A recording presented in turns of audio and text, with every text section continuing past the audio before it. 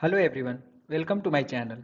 तो आज हम लोग सीखेंगे पॉलिनोमियल्स के कुछ इंपॉर्टेंट कॉन्सेप्ट्स जिसको यूज करके हम कॉम्पिटिटिव एग्जाम्स के क्वेश्चंस इजीली सॉल्व कर सकते हैं।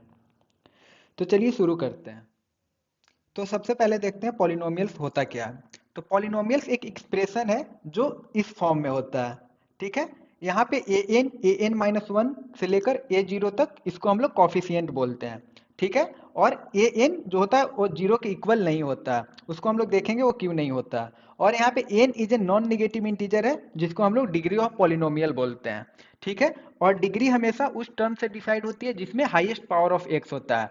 तो यहाँ पे हाईएस्ट पावर ऑफ एक्स कौन सा है? यह है एक्स पावर एन वाला। ठीक है, इसका कॉफिशिएंट क्या है? यह है ए एन। ठीक है, तो ए एन कभी जीरो नहीं होता है। तो क्यों नहीं होता है? अगर ए एन जीरो हो गया, मान लेते हैं ए एन यहाँ पे जीरो हो गया, तो ए एन एक्स एन क्या हो जाएगा? तो जीरो हो जाएगा। तो इस केस में जो हाईएस्ट पावर वाली टर्म है वो खत्म हो जाएगी। तो अब पॉलिनोमियल का डिग्री एन नहीं रहकर एन माइनस वन हो जाएगा। जैसे कि एग्जाम्पल के लिए हम लोग समझते हैं, मान लेते हैं हमारे पास एक पॉलिनोमियल है। ठीक है, ये है ए एक्स क्यू, ये एग्जाम्पल के लिए हम लोग ले रहे हैं, plus b x square plus c x plus d is equal to zero. ठीक है, ये पॉलिनोमियल है हमारा, ये इसी फॉर्म में है। ठीक है, अगर हमने यहाँ पे बोल दिया if a is equal to zero, तो अब क्या हो गया? अब ये ये वाला टर्म ही जीरो हो जाएगा। ठीक है, ये टर्म जीरो हो गया, तो अब हो गया polynomial b x square plus c x plus d is equal to zero. ठीक है, तो पहले हमारा डिग्री कितना था?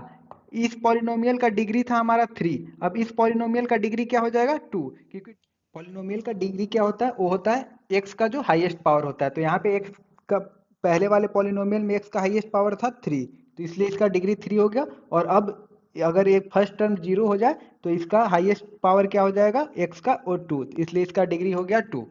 और हम लोग इसको ए एन को हम लोग क्या बोलते हैं? इसको हम लोग बोलते हैं लीडिंग कॉफिशिएंट। ठीक है, तो जो पॉलिनोमियल का पहला टर्म होता है उसको हम लोग लीडिंग कॉफिशिएंट बोलते हैं। तो ये कभी जीरो नहीं होना चाहिए, नहीं तो पॉलिनोमियल की डिग्री गलत हो जाती है। तो अब बात करते हैं टाइप्स ऑफ पॉलिनोमियल की। तो सबसे पहले हम लोग देखेंगे कांस्टेंट पॉलिनोमियल। कांस्टेंट पॉलिनोमियल का डिग्री जीरो होता है। जो भी पॉलिनोमियल का डिग्री जीरो हो उसको हम लोग कांस्टेंट पॉलिनोमियल बोलते हैं। जैसे कि example p x is equal to five. यहाँ पे जो फाइव को है हम लोग लिख सकते हैं five into x power zero. तो ये इसका डिग्री कितना हो गया? जीरो हो गया। ठीक है, तो ये हो गया कांस्टेंट पॉलिनोमियल। नेक्स्ट है हमारे पास लीनियर पॉलिनोमियल। तो इसका डिग्री वन होता है। जैसे कि एग्जांपल के लिए पी एक्स बराबर टू एक्स प्लस थ्री है, तो एक टू एक्स को हम लोग एक्स पावर वन भी लिख सकते हैं। तो ये हो जाएगा डिग्री वन लीनियर पॉलिनोमियल का। सिमिलरली क्वाड्रेटिक पॉलिनोमियल हो जाता है जिसका डिग्री टू होता है। जैसे कि एग्जांपल में हम लोग देख सकते हैं, यहाँ एक्स का हाईएस्ट पावर कितना है? वो है टू। तो ये हो गया क्वाड्रेटिक पॉलिनोमियल। नेक्स्ट है हमारा क्यूबिक पॉलिनोमियल। तो इसका डिग्री क्या हो जाता है? इसका डिग्री थ्री हो जाता है। तो यहाँ पे एग्जांपल में एक्स का हाईएस्ट पावर कितना है? थ्री। तो ये हो गया क्यूबिक पॉलिनोमियल। तो अब आप डिग्री देख के आप पॉलिनोमियल का टाइप इजीली बता सकते हो। ठीक है, उसमें क्या चेक करना है? हमें हमें बस एक्स का हाईएस्ट पावर देखना है, तो उस हिसाब से हम लोग टाइप्स ऑफ पॉलिनोमियल बता सकते हैं। अब नेक्स्ट है हमारे पास जीरोज ऑफ पॉलिनोमियल। तो जीरोज ऑफ पॉलिनोमियल क्या होता है? ये एक्स की ऐसी वैल्यू होती है जिससे पॉलिनोमियल जीरो हो जाता है। तो नंबर ऑफ जीरोज कितने हो जाएंगे? तो लीनियर पॉलिनोमियल जिसका डिग्री वन होगा उसमें वन जीरो हो जाएंगे। क्वाड्रेटिक पॉलिनोमियल जिसमें डिग्री टू होगा उसमें हमें दो जीरो तक मिल सकते हैं। या तो जीरो जीरो होगा, वन होगा, या मैक्सिमम टू तक होगा। ठीक है, क्यूबिक पॉलिनोमियल में हमारे पास अप टू थ्री जीरोज तक हो सकते हैं। तो नेक्स्ट हम लोग देखेंगे अब relationship between zeros and coefficient. तो एज्यूम करते हैं कि हमारे पास एक क्वाड्रेटिक पॉलिनोमियल है p x is equal to a x square plus b x plus c, और इसका जीरोज दिया हुआ है कि अल्फा और बीटा जीरोज है। तो इसका सम ऑफ जीरोज का फॉर्मूला क्या हो जाएगा? ये अल्फा प्लस बीटा का वैल्यू हो जाएगा माइनस बी बाई ए। ठीक है, तो बी यहाँ पे क्या है? बी यहाँ पे एक्स का कॉफिशिएंट, और ए क्या है यहाँ पे? ये है वो एक्स स्क्वायर का कॉफिशिएंट। ठीक है, उसके बाद नेक्स्ट है हमारा प्रोडक्ट ऑफ जीरोज का फॉर्मूला। ये हो जाएगा alpha into beta is equal to c by a. तो इस कॉन्सेप्ट पे एग्जाम में डायरेक्ट क्वेश्चन आ सकते हैं। तो जैसे कि एक मैंने एग्जाम्पल के लिए एक प्रीवियस ईयर क्वेश्चन लिखा हुआ है यहाँ पे, ये बीपीएससी टीआरई में पूछा गया क्वेश्चन है। ठीक है, तो इसमें क्या बताना है? मतलब product of roots of the quadratic equation. एक क्वाड्रेटिक इक्वेशन दिया हुआ है हमारा जो कि a x square plus b x plus c के फॉर्म में, उसमें हमें प्रोडक्ट ऑफ रूट्स बताना है। तो प्रोडक्ट ऑफ रूट्स क्या हो जाएगा? वो हो जाएगा alpha into beta is equal to c by ए।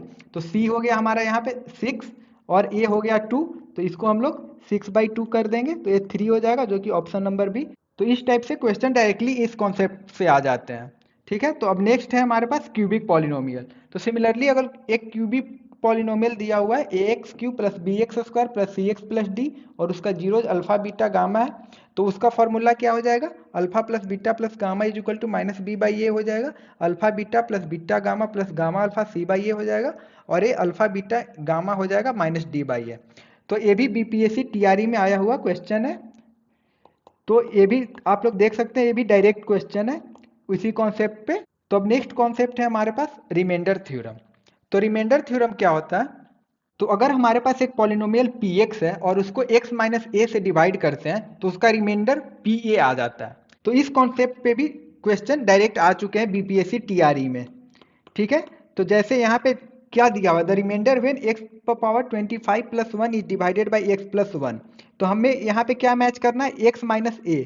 ठीक है, तो ये अगर x माइनस ए है, तो a बराबर कितना आ गया, a बराबर -1, तो हमारा रिमाइंडर क्या हो जाता है, हमारा रिमाइंडर हो जाता है pa। तो px हमारा a है, ठीक है, a हमारा px है, तो pa कितना हो जाएगा, pa हो जाएगा -1 पावर 25 प्लस 1, तो ये हो जाएगा -1 प्लस 1 0, तो इसका रिमाइंडर हो जाएगा ऑप्शन ए 0।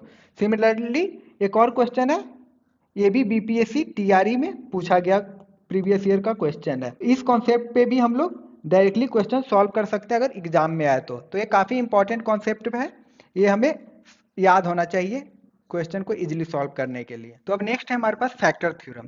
तो फैक्टर थ्योरम बोलता है अगर पी एक्स हमारे पास एक पॉलिनोमियल है और अगर उसका पी ए का वैल्यू 0 हो जाता है, then x minus a is a factor of polynomial p x.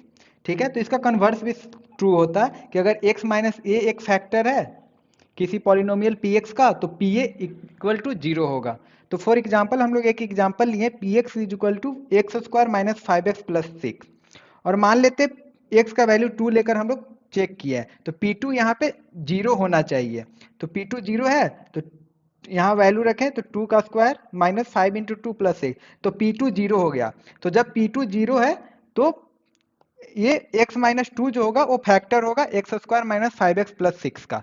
ठीक है, तो इसको हम लोग प्रूफ करने के लिए क्या कर सकते हैं, हम लोग x² माइनस 5x प्लस 6 को तोड़े हैं यहाँ पे, तो हम लोग कैसे तोड़ सकते हैं, x² माइनस 5x प्लस 6, तो इसको x² माइनस 5x को minus 3x minus 2x plus 6 लिख सकते हैं। तो x हो गया x minus 3 minus 2 x minus 3, तो x minus 3 into x minus 2 हो गया। ठीक है, तो यही यहाँ पे लिखा हुआ है, तो यहाँ पे देख सकते हैं x माइनस 2 एक फैक्टर है इसका। तो यही हो गया, ये हो गया फैक्टर थ्योरम, ये भी एक इंपॉर्टेंट कॉन्सेप्ट है। तो अब नेक्स्ट है हमारे पास डिस्क्रिमिनांट रूल फॉर क्वाड्रेटिक इक्वेशन। ये काफ़ी इंपॉर्टेंट है, इससे तो एग्जाम में क्वेश्चन आते ही आते हैं। ये हो गया वेरी वेरी इंपॉर्टेंट कॉन्सेप्ट। ठीक है, इसमें क्या बोलता है, एक पॉलिनोमियल दिया हुआ है, क्वाड्रेटिक पॉलिनोमियल है ax² plus bx plus c, और यहाँ पे a is not equal to 0, मतलब लीडिंग कोएफिशिएंट 0 नहीं होगा, नहीं तो ये क्वाड्रेटिक से लीनियर पॉलिनोमियल बन जाएगा। ठीक है, तो उसके डिस्क्रिमिनांट का फॉर्मूला क्या होता है, ये होता है b² माइनस 4ac। ठीक है, और जब हम लोग डी फाइंड कर लेते हैं, तो उसके बेसिस पे हम लोग रूट्स भी फाइंड कर सकते हैं। तो रूट्स क्या हो जाएगा, minus b plus minus under root d by 2a। B यहाँ पे क्या है, बी है यहाँ पे x का कॉफिशिएंट, और a है हमारे पास x² का कॉफिशिएंट। ठीक है, तो इस बेसिस पे हमें क्वेश्चन क्या आते हैं, हमें टाइप्स ऑफ रूट पता करने के क्वेश्चन आते हैं कि टाइप्स ऑफ रूट क्या होते हैं। ठीक है, तो अगर डी, जो ये डी है, हम लोग डी फाइंड किए b² माइनस 4ac से, तो d का 3 वैल्यू हो सकता है, या तो d 0 से बड़ा होगा मतलब पॉजिटिव होगा, या तो d 0 के बराबर आ जाए, या d निगेटिव होगा। तो जब d पॉजिटिव होगा तब क्या होंगे, तो जब d पॉजिटिव होगा तो रूट्स रियल एंड डिस्टिंक्ट होंगे। ठीक है, तो डिस्टिंक्ट का मतलब क्या हो गया, डिफरेंट हो गया, मतलब रूट्स रियल भी होंगे और अलग अलग होंगे। ठीक है, उसके बाद अगर d एक परफेक्ट स्क्वायर है, ठीक है, मान लेते फॉर एग्जाम्पल d √16 आ गया। ठीक है, तो परफेक्ट स्क्वायर हो गया, तो इसका जो रूट्स होगा वो रेशनल होंगे, मतलब p बाई क्यू के फॉर्म में होंगे, और q is not equal to 0 होगा। और जब d एक परफेक्ट स्क्वायर नहीं होगा तो रूट्स इरेशनल और अनइक्वल होंगे। ठीक है, तो जैसे अगर d का कुछ और वैल्यू आ गया, अंडर रूट 17 आ गया, तो ये रूट क्या होंगे, ये इरेशनल होंगे और अनइक्वल भी होंगे। ठीक है, तो ये d पॉजिटिव हो गया तो हमें ये 3 चीज याद रखना है कि रूट्स रियल एंड डिस्टिंक्ट होंगे। अगर डी परफेक्ट स्क्वायर है तो रूट्स रेशनल और इक्वल होंगे, डी परफेक्ट स्क्वायर नहीं है तो रूट्स इरेशनल और अनइक्वल होंगे। अब उसके बाद दो अलग केस है कि डी अगर जीरो हो जाए तो जब डी जीरो हो जाता है तो रूट्स रियल एंड इक्वल हो जाते हैं, और जब डी निगेटिव हो जाता है तो रूट्स नॉन रियल या इमेजिनरी हो जाएगा, मतलब इमेजिनरी रूट होंगे। तो इस पे क्वेश्चन क्या आ सकता है, तो question a b BPSC TRE का प्रीवियस ईयर क्वेश्चन है।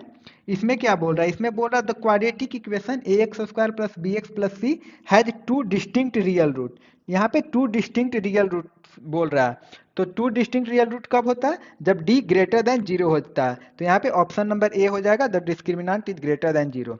तो इस कॉन्सेप्ट पे बहुत ज़्यादा क्वेश्चन आने वाले हैं एग्जाम में, कि हमेशा पूछ दिया जाता है कि रूट्स ऐसे हैं, मतलब रियल एंड डिस्टिंक्ट है, रियल एंड इक्वल है, या इरेशनल एंड अनइक्वल है। तो डी के बारे में पूछा जाता है, या फिर डी के बारे में दे दिया जाता है, और उसके बाद हमें बताना होता है कि रूट्स का टाइप क्या होगा, रूट्स का नेचर क्या होगा। तो ये कॉन्सेप्ट काफ़ी इंपॉर्टेंट है, तो ये आपको याद ही होना चाहिए। उसके बाद लास्ट कॉन्सेप्ट है हमारा ये जो स्पेशल रिलेशन है, कि अगर मान लेते हैं हमारे पास एक पॉलिनोमियल है a x square plus b x plus c equal to zero, और उसके रूट्स अल्फा बीटा है, ठीक है। तो a x square minus b x plus c equal to zero के root minus alpha minus beta होंगे। ये हमें डायरेक्ट याद रहेगा, तो एग्जाम में क्वेश्चन इजीली सॉल्व हो जाएंगे। उसके बाद अगर roots of c x square plus b x plus a हो जाएगा 1/अल्फा 1/बीटा, और roots of c x square minus b x plus a equal to zero का हो जाएगा -1/अल्फा -1/बीटा, ठीक है। तो जैसे ये प्रीवियस ईयर बीपीएससी टीआरई का क्वेश्चन मैंने लिया एग्जांपल के लिए, तो इसमें पूछ रहा है the quadratic equation whose roots are reciprocal of the roots of x square plus b x plus c. तो रेसिप्रोकल पूछ रहा है, तो यहाँ पे हम लोग देख सकते हैं कि यहाँ पे हमारा रूट क्या है, अल्फा बीटा है, ठीक है, अल्फा बीटा रूट है। तो क्या है हमारा equation a x square plus b x plus c. तो अगर उसका रेसिप्रोकल कर देंगे तो 1/अल्फा 1/बीटा का क्या है इक्वेशन, ये हो गया c x square plus b x plus a, जो कि ऑप्शन नंबर ए है। तो एक क्वेश्चन रिवर्स करके पूछा है, तो अगर हमें इक्वाड्रेटिक इक्वेशन हर केस में याद रहेगा तो हम लोग को वहाँ पे सॉल्व नहीं करना पड़ेगा। तो ये भी काफ़ी इंपॉर्टेंट रिलेशन है, तो ये भी इंपॉर्टेंट है, तो इसको भी आप लोग याद करके रखना। तो ये थे पॉलिनोमियल्स के सारे इंपॉर्टेंट कॉन्सेप्ट जो एग्जाम में अगर याद हो तो क्वेश्चन इजीली सॉल्व होते हैं। और ये सारे कॉन्सेप्ट सिंपल ही थे, बस आपको याद होना चाहिए। और अगर वीडियो पसंद आई हो तो लाइक शेयर और सब्सक्राइब करना ना भूलें। मिलते हैं नेक्स्ट वीडियो में, तब तक के लिए कीप लर्निंग कीप ग्रोइंग।